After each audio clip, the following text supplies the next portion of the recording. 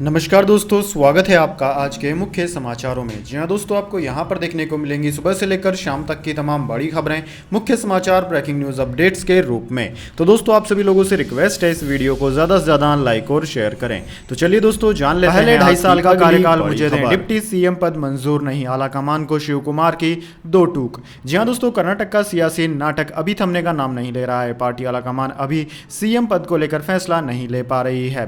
दोस्तों, सिद्धारमैया और डीके शिव कुमार दोनों ही दिग्गज नेता हैं और मुख्यमंत्री पद पर दावा ठोक रहे हैं। इसी बीच आलाकमान के लिए किसी एक को चुनना बहुत मुश्किल हो रहा है। सूत्रों का कहना है कि डीके शिव कुमार भी मुख्यमंत्री पद को लेकर अड़े हुए हैं। इसी बीच पार्टी में 2.5 साल के फार्मूले पर भी चर्चा हुई। इस पर भी डीके शिव कुमार ने शर्त जाहिर कर दी। सूत्रों की माने तो डीके शिव कुमार का कहना है कि अगर यह एक साझा समझौता है तो भी पहले 2.5 साल का कार्यकाल मुझे दिया जाए, जबकि दूसरा सिद्धारमैया को। डीके शिव कुमार का कहना है कि मुझे पहला कार्यकाल दिया जाए या फिर मुझे कुछ नहीं चाहिए, मैं उस स्थिति में चुप रहूंगा। इसके बाद दोस्तों, अगली बड़ी खबर। 2024 लोकसभा चुनाव के लिए नीतीश का 1-on-1 प्लान ममता को भाया, केसी त्यागी।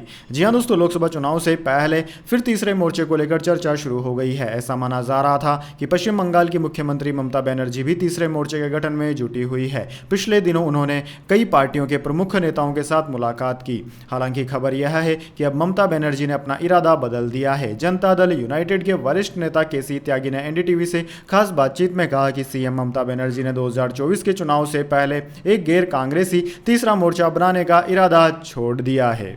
इसके बाद दोस्तों, अगली बड़ी खबर। गैंगस्टर आतंकी कनेक्शन को लेकर एनआईए की 6 राज्यों में छापेमारी, राजस्थान, एमपी समेत 122 ठिकानों पर तलाशी। रेड में 200 अफसर हैं शामिल। जी हां दोस्तों, एनआईए ने बुधवार को देश भर के 6 राज्यों में 122 ठिकानों पर छापेमारी की।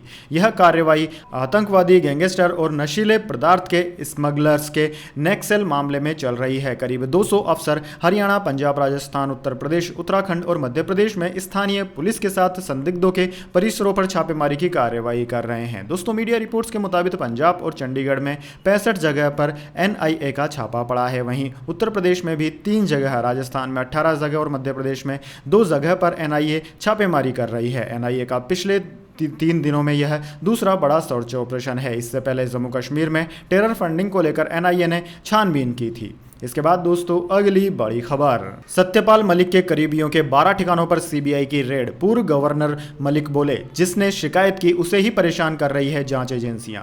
जी हां दोस्तों, जम्मू कश्मीर के इंश्योरेंस और किक्रू हाइड्रो प्रोजेक्ट स्कैम से जुड़े केस में सीबीआई ने बुधवार को जम्मू कश्मीर, दिल्ली और राजस्थान में 12 ठिकानों पर छापेमारी की। तलाशी पूर्व गवर्नर सत्यपाल मलिक के मीडिया सलाहकार रहे सुनक बाली के घर भी हुई। मलिक ने इस पर कहा कि यह दुर्भाग्यपूर्ण है कि सीबीआई इस मामले में शिकायतकर्ता को परेशान कर रही है।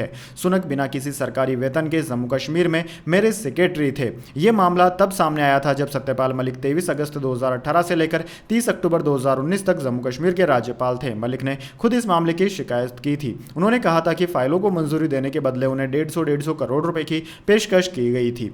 सीबीआई ने इस पर केस दर्ज किया था। सत्यपाल मलिक के भी बयान दर्ज किए गए थे। इसके बाद दोस्तों, अगली बड़ी खबर। 35 लाख उइगर मुस्लिमों पर चीन ढा रहा है कहर, कुरान पढ़ने से लेकर दाढ़ी तक पर सख्ती, आतंकी बताकर कर देते हैं नजरबंद। जी हां दोस्तों, चीन के शिनजियांग उइगर स्वायत्त क्षेत्र में उइगर मुस्लिम किसी भी धार्मिक परंपरा का पालन नहीं कर सकते। चीनी कम्युनिस्ट पार्टी सीसीपी द्वारा निर्देशित उइगर आबादी के बच्चे धार्मिक शिक्षा प्राप्त नहीं कर सकते हैं या धार्मिक प्रथाओं का पालन नहीं कर सकते हैं। शिनजियांग प्रांत के लगभग 35 लाख उइगर मुस्लिमों और अन्य अल्पसंख्यकों को जेल शिविरों में नजरबंद कर दिया गया है, जिसे सीसीपी पुनः शिक्षा केंद्र कहती है। उइगर मूल निवासियों की आबादी घटकर आधी हो गई है, जबकि मुख्य भूमि चीन से हान चीनी आबादी अब लगभग उनके बराबर है और प्रांत के प्रशासन और आय पर हावी है। एक्सयूआर भौगोलिक रूप से चीन का सबसे बड़ा प्रांत है। चीनी अत्याचार को साल 2022 में अंतर्राष्ट्रीय धार्मिक स्वतंत्रता पर रिपोर्ट में विस्तार से वर्णित किया गया था, जिसे इस सप्ताह अमेरिकी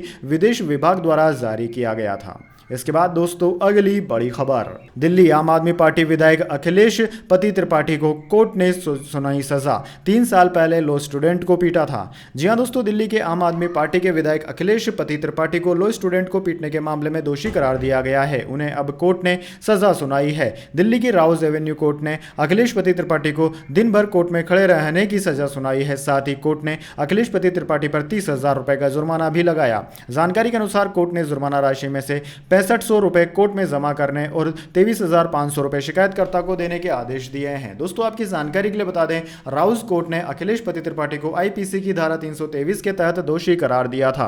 कोर्ट ने त्रिपाठी को आईपीसी की धारा 341, 506 और धारा 3 खंड ए के तहत SC/ST एक्ट के तहत आरोपों से बरी कर दिया था। इसके बाद दोस्तों अगली बड़ी खबर, क्रिप्टो करेंसी को फ्रॉड बताकर पाकिस्तान ने किया हमेशा के लिए बैन, लोगों के अरबों डॉलर फंसे।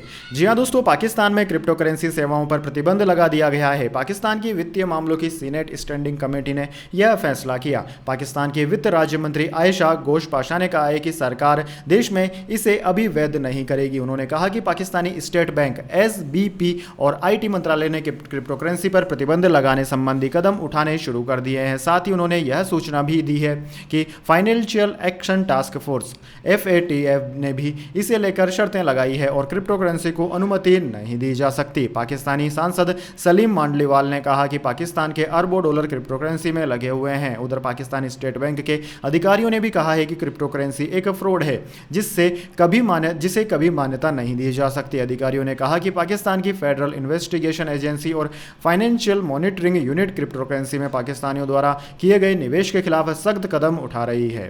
इसके बाद दोस्तों अगली बड़ी खबर, किसानों को मोदी सरकार का तोहफा, खरीफ सत्र के लिए 1.08 लाख करोड़ रुपए की उर्वरक सब्सिडी को दी मंजूरी।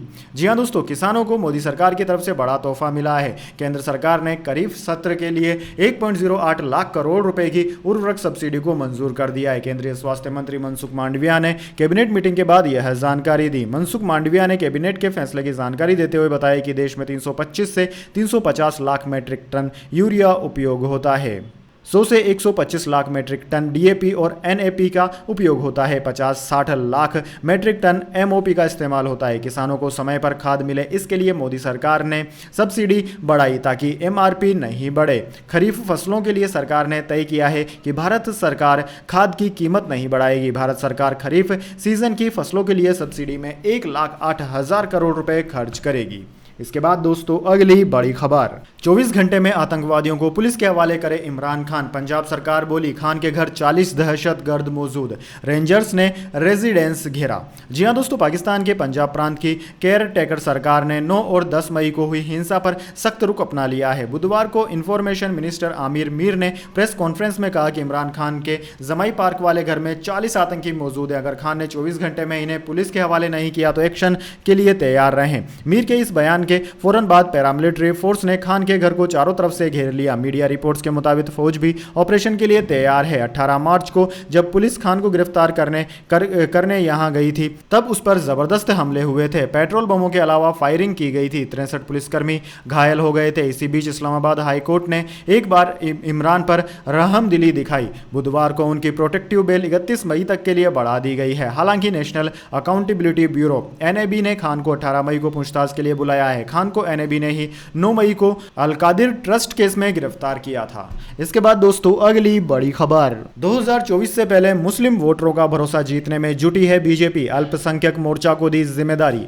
जी हां दोस्तों, अगले साल होने जा रहे लोकसभा चुनाव 2024 के मद्देनजर मुस्लिम वोटरों में बीजेपी के प्रति भरोसा बढ़ाने के लिए अल्पसंख्यक मोर्चा कमर कस रहा है। संगठन से जुड़े देश भर के कार्यकर्ताओं की कार्यशाला में कैसे सरकार की नीतियों को मुस्लिम बहुल इलाके में पहुंचाया जाए, इस पर चर्चा हुई। बीजेपी मुख्यालय में देश भर से आए पदाधिकारियों से अल्पसंख्यक मोर्चा के अध्यक्ष जमाल सिद्दीकी ने मुलाकात की। 30% से ज्यादा मुस्लिम मतदाताओं वाली 65 लोकसभा सीटों पर मोदी मित्र बनने के अभियान की शुरुआत उन्होंने ही की थी। लेकिन जमाल सिद्दीकी जानते हैं कि बीजेपी पर हिंदू वोटों के ध्रुवीकरण के आरोप के बीच मुस्लिम मतदाताओं का भरोसा जीतना एक चुनौती भरा काम है। वो कहते हैं कि बीजेपी के प्रति मुसलमानों में नफरत विरोधी पार्टियों की ही देन है। इसके बाद दोस्तों अगली बड़ी खबर, पाकिस्तान के खिलाफ कोई सीरीज नहीं खेलेगा भारत, PCB बना रहा था प्लान, भारतीय बोर्ड बोला हमारी कोई दिलचस्पी नहीं। जी हां दोस्तों, भारत और पाकिस्तान के बीच बाईलेटरल सीरीज कराने की भारतीय क्रिकेट कंट्रोल बोर्ड BCCI की कोई योजना नहीं है। BCCI के एक सोर्स ने NI से बताया कि आने वाले दिनों में इस तरह की सीरीज होने की कोई संभावना नहीं है। हम पाकिस्तान के साथ किसी भी तरह की बाईलेटरल सीरीज के लिए तैयार नहीं है। इससे पहले पाकिस्तानी मीडिया ने खबर दी कि पाकिस्तान क्रिकेट बोर्ड PCB के अध्यक्ष दानिश नजम सेठी न्यूट्रल वेन्यू पर पाकिस्तान और भारत के बीच टेस्ट सीरीज कराना चाहते हैं। सेठी ने इंग्लैंड या फिर ऑस्ट्रेलिया में इस टेस्ट सीरीज को कराने की बात कही थी। सेठी के अनुसार ऑस्ट्रेलिया में अगर दोनों टीमें खेलती है तो वहां पर स्टेडियम के पूरी तरह से भरे रहने की उम्मीद है। भारत और पाकिस्तान के बीच आखिरी टेस्ट सीरीज साल 2007 में खेली गई थी, तब 3 मैचों की टेस्ट सीरीज खेली गई थी। इस टेस्ट सीरीज में भारत को 1-0 से जीत मिली थी। दोनों टीमों के बीच अब तक 15 टेस्ट सीरीज खेली जा चुकी है। इन टेस्ट सीरीज में भारत को 4 बार जीत मिली है, जबकि पाकिस्तान ने भी 4 टेस्ट सीरीज में जीत हासिल की है, जबकि 7 सीरीज ड्रॉ रही। इसके बाद दोस्तों अगली बड़ी खबर, एयर इंडिया की दिल्ली सिडनी फ्लाइट में उड़ान के दौरान लगे तेज झटके, कई यात्री हुए घायल। जी हां दोस्तों, एयर इंडिया के एक विमान में हवा में अचानक कई बार तेज झटके लगे, जिससे उसमें सवार कई यात्री घायल हो गए। एक अधिकारी ने इसकी जानकारी देते हुए बताया कि घटना मंगलवार की है, जब एयर इंडिया के एक विमान ने दिल्ली से सिडनी के लिए उड़ान भरी और बीच हवा में तेज झटकों का सामना करना पड़ा। सूत्रों का कहना है कि इस घटना में किसी के गंभीर रूप से घायल होने की सूचना नहीं है। हालांकि यात्रियों को सिडनी हवाई अड्डे पर पहुंचने पर चिकित्सा सहायता दी गई। वहीं दोस्तों नागरिक उड्डयन महानिदेशालय यानी कि डीजीसीए ने कहा है कि कोई भी यात्री अस्पताल में भर्ती नहीं हुआ है। समाचार एजेंसी पीटीआई को एक अधिकारी ने कहा कि 7 यात्रियों ने मामूली चोट की सूचना दी। केबिन क्रू ने एक डॉक्टर और विमान में यात्रा कर रही एक नर्स की सहायता से प्राथमिक चिकित्सा किट का उपयोग किया। इसके बाद दोस्तों जाने अगली बड़ी खबर, लेकिन उससे पहले मेरी आपसे एक छोटी सी रिक्वेस्ट है, अगर दोस्तों आपको अभी तक हमारी न्यूज़ पसंद आई है तो इसे छोटा सा लाइक जरूर दे दीजिए, और अगर आपको पसंद नहीं आई है तो बेशक आप डिसलाइक भी कर सकते हैं, लेकिन दोस्तों लाइक और डिसलाइक जरूर कीजिए, क्योंकि दोस्तों यही हमारी मेहनत का फल होता है और इसी से हमें पता चलता है कि आपको हमारी वीडियोस पसंद आ रही है या नहीं। तो चलिए दोस्तों जान लेते हैं आज की अगली बड़ी खबर। शेयर बाजार में आज रही गिरावट, सेंसेक्स 371 अंक फिसलकर 61,560 पर बंद हुआ। इसके 30 में से 23 शेयर लुट के। जी हां दोस्तों, बुधवार को शेयर बाजार में गिरावट देखने को मिली। सेंसेक्स 371 अंकों की गिरावट के साथ 61,560 के स्तर पर बंद हुआ। कल ये इतने पर ही बंद हुआ था। निफ्टी 104 अंक फिसलकर 18,181 पर बंद हुआ। सेंसेक्स के 30 शेयरों में से 23 में गिरावट और सिर्फ 7 में तेजी देखने को मिली। रुपया अमेरिकी डॉलर के मुकाबले 13 पैसे कमजोर होकर 82.28 रुपए पर बंद हुआ। वहीं दोस्तों बाजार बंद होने तक ऑटो और एमएफसीजी मामूली मजबूती के साथ बंद हुए।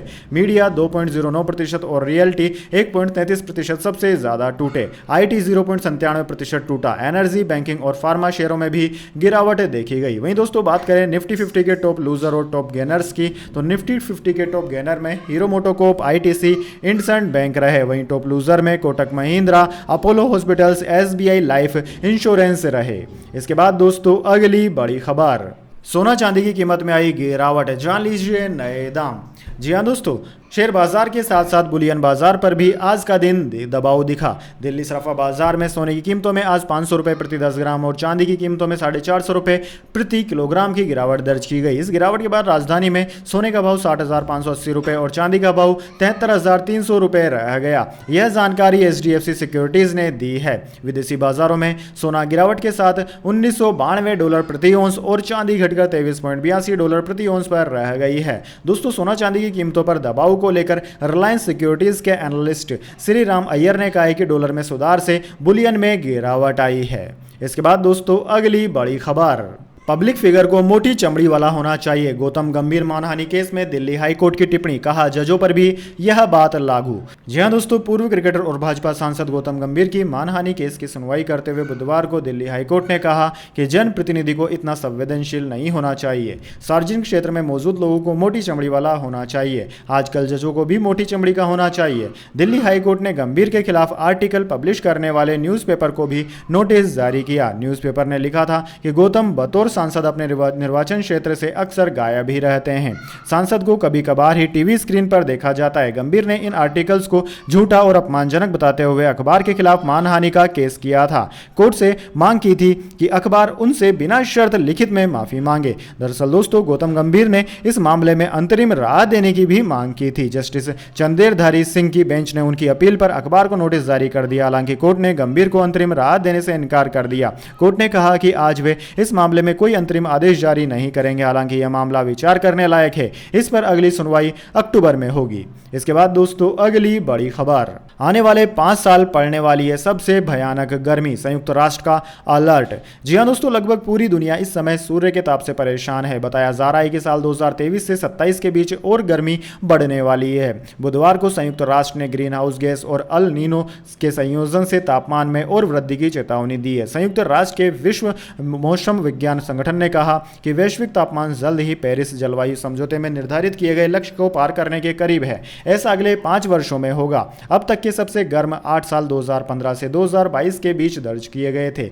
लेकिन जलवायु परिवर्तन में तेजी आने से तापमान में और वृद्धि होने का अनुमान है। WHO के अनुसार 98% संभावना है कि अगले 5 वर्षों में कम से कम एक पूरे 5 साल की अवधि रिकॉर्ड स्तर की गर्मी दर्ज की जाएगी।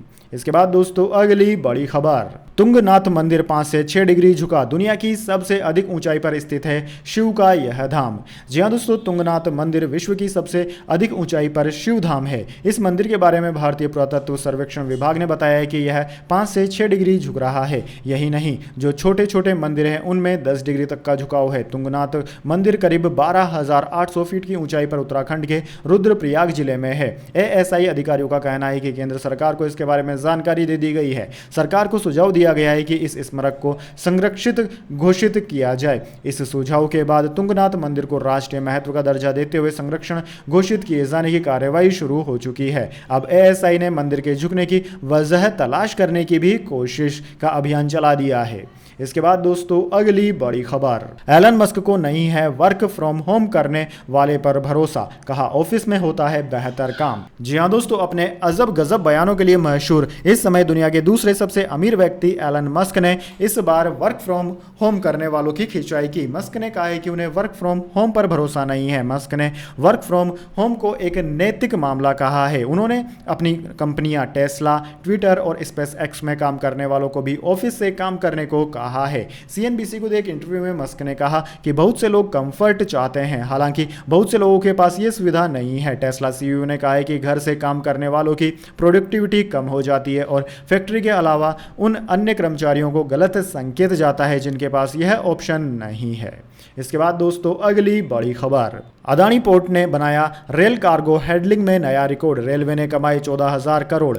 जी हां दोस्तों, अदानी ग्रुप की flagship company Adani ports and special economics zone limited ने नया कीर्तिमान बनाया है। कंपनी ने वित्त वर्ष 2022-23 में 120.51 MMT रेल कार्गो की हैंडलिंग की, जो कि पिछले वित्त वर्ष के 98.61 MMT से 22.2% ज्यादा है। अदानी पोर्ट्स की ओर से जारी मीडिया रिपोर्ट्स के मुताबिक भारतीय रेलवे की general purpose wagon investment scheme GPWIS के तहत रेल द्वारा संचालित कार्गो में सालाना 62% की ग्रोथ दर्ज हुई। मुद्रा पोर्ट ने फाइनेंशियल ईयर 2023 में 15,000 से ज्यादा कंटेनर ट्रेनों की हैंडलिंग की है और भारत के EXIM एक्सपोर्ट इंपोर्ट गेटवे के रूप में अपनी स्थिति को मजबूत किया है। इसके बाद दोस्तों अगली बड़ी खबर, जय बजरंगबली, तोड़ दी भ्रष्टाचार की नली। बीजेपी कांग्रेस का ट्विटर पर इंटरेस्टिंग झगड़ा, कोई थमने को तैयार नहीं। जी हां दोस्तों, कर्नाटक चुनाव के दौरान बीजेपी और कांग्रेस के नेताओं की जुबान बेलगाम थी। जहरीला सांप से लेकर विष कन्या तक का शोर मचा। उम्मीद थी कि 10 मई को चुनाव होने के बाद यह बयानबाजी रुकेगी, लेकिन दोस्तों 10 मई के बाद यह झगड़ा अब ट्विटर हैंडल पर शिफ्ट हो गया है। पिछले 7 दिनों से हर रोज बीजेपी और कांग्रेस के ट्विटर हैंडल पर वोट चल रहे हैं। कोई पीछे हटने को तैयार नहीं है। दरअसल दोस्तों इस झगड़े की शुरुआत होती है 11 मई को बीजेपी की एक ट्वीट से, जिसमें लिखा था कि बीजेपी के सत्ता में आने के बाद भारत पूरी दुनिया में चमक रहा है। 2014 से पहले बहुत पीछे था। कांग्रेस ने पलटवार करते हुए पीएम मोदी के वीडियो में 3 इडियट्स फिल्म का डायलॉग फिक्स किया और कैप्शन लिखा, सब चंगा नहीं है। 12 मई को बीजेपी ने पीएम मोदी के सत्ता में आने के बाद मेडिकल कॉलेज, एम्स और मेडिकल सीट्स के बढ़ने की जानकारी दी। कांग्रेस ने लिखा कि करप्शन अंधाधुन। इसी दिन एक और ट्वीट में कांग्रेस ने पीएम मोदी के मन की बात और राहुल गांधी के जन की बात का कंपैरिजन भी कर दिया। वहीं दोस्तों 13 मई यानी कि जिस दिन कर्नाटक विधानसभा चुनाव के नतीजे आए, बीजेपी ने ट्वीट किया कि कांग्रेस परिवार के दामाद रॉबर्ट वाड्रा के जमीन घोटालों की कहानी। कांग्रेस ने मीम शेयर करते हुए 15 मिनट बाद ही लिखा, जय बजरंगबली, तोड़ डाली भ्रष्टाचार की नली। इस तरीके से दोस्तों हर रोज कांग्रेस और बीजेपी के ट्विटर हैंडल पर ट्विटर वार चल रहा है, जो कि लोगों को काफी इंटरेस्टिंग भी लग रहा है। इसके बाद दोस्तों अगली बड़ी खबर, बुधवार को दोपहर 1 बजे राजस्थान बोर्ड कक्षा 8वीं का रिजल्ट हुआ घोषित। 94.50% स्टूडेंट्स हुए पास। जी हां दोस्तों, राजस्थान बोर्ड कक्षा 8वीं के छात्रों का रिजल्ट का इंतजार खत्म हो चुका है। राजस्थान बोर्ड 8वीं का रिजल्ट कल दोपहर 1 बजे जारी कर दिया गया था। हालांकि रिजल्ट दोपहर 12 बजे जारी होने वाला था, लेकिन किन्हीं कारणों की वजह से राजस्थान माध्यमिक शिक्षा बोर्ड अजमेर ने राजस्थान बोर्ड कक्षा 8वीं का रिजल्ट दोपहर 1 बजे जारी किया। जिन छात्रों ने राजस्थान बोर्ड की कक्षा 8वीं की परीक्षा दी है वे रोल नंबर, क्लास, जिला और कैप्चा दर्ज करके आधिकारिक वेबसाइट rajsaldarpan.nic.in से रिजल्ट चेक कर सकते हैं। तो दोस्तों यह थी आज की तमाम बड़ी खबरें। इसके बाद दोस्तों बारी आती है आज के माइंड क्विज क्वेश्चन की। जी हाँ दोस्तों, एक आसान से सवाल का जवाब देकर आप जीत सकते हैं एक अमेजिंग सरप्राइज गिफ्ट हमारे यूट्यूब चैनल की ओर से। तो दोस्तों आज का सवाल आपकी स्क्रीन पर आ चुका है। भारत के पहले राष्ट्रपति कौन थे? जी हाँ दोस्तों, अगर आप जानते हैं भारत के पहले यानी कि फर्स्ट राष्ट्रपति का नाम तो जल्दी से कमेंट बॉक्स में लिख दीजिए। अगर दोस्तों आपका जवाब होता है एकदम सही और आप चल जाते हैं लकी विजेता के रूप में, तो आपको मिल सकता है एक अमेजिंग सरप्राइज गिफ्ट हमारे यूट्यूब चैनल की ओर से। तो दोस्तों जल्दी से अपना उत्तर कमेंट बॉक्स में लिख दीजिए, वीडियो को लाइक कर लीजिए और चैनल को सब्सक्राइब करके बेल आइकन भी दबा लीजिए। धन्यवाद। वंदे मातरम। जय हिंद, जय भारत।